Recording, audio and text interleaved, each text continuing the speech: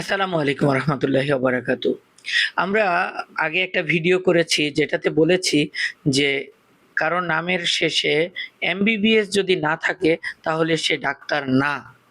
এখন একটা প্রশ্ন অনেকের কাছ থেকেই আমরা পাচ্ছি যে কেউ যদি পাস না করেও নামের আগে ডাক্তার এবং নামের পরে এমবিবিএস লিখে তখন কি করব? অবশ্যই ব্যবস্থা আছে। প্রত্যেকজন এমবিবিএস ডাক্তার পাশ করার পর একটা ৫ সংখ্যার বিএমডিসি রেজিস্ট্রেশন নাম্বার পান, যা একদমই তার জন্য ইউনিক। আপনি চাইলেই সেই বিএমডিসি রেজিস্ট্রেশন নাম্বারটাকে ভেরিফিকেশন করতে পারেন। অর্থাৎ ওয়েবসাইট থেকে আপনি ভেরিফিকেশন করে সেখানে ডাক্তারের ছবি, ডাক্তারের নাম, ঠিকানা সবকিছু পেতে পারেন।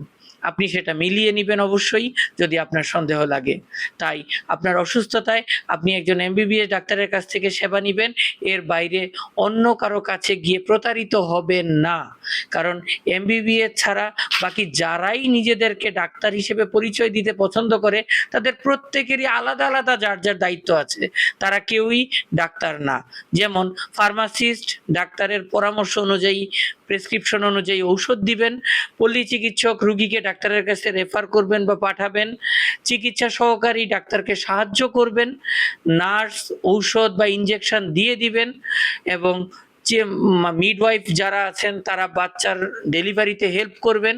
এরকম তাদের এক একজনের এক একটা কাজ আছে, কিন্তু ডাক্তারই একমাত্র মানুষ যিনি এমবিবিএস হবেন এবং যিনি আপনার অসুখের জন্য ঔষধ লেখার অধিকার রাখবেন এবং আপনাকে হায়ার সেন্টারে, অর্থাৎ আরও যদি কোথাও পাঠানোর দরকার হয় সেখানে রেফার করতে পারবেন।